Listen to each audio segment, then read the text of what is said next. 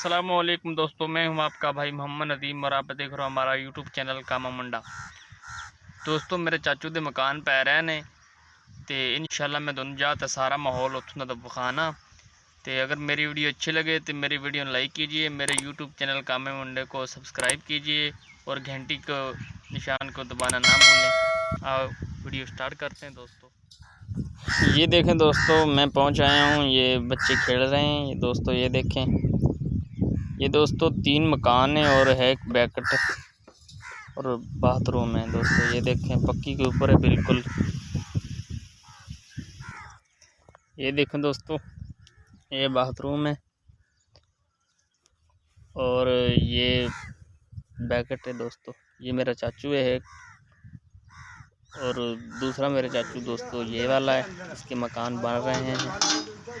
ये दोस्तों देखें, खूबसूरत नज़ारा।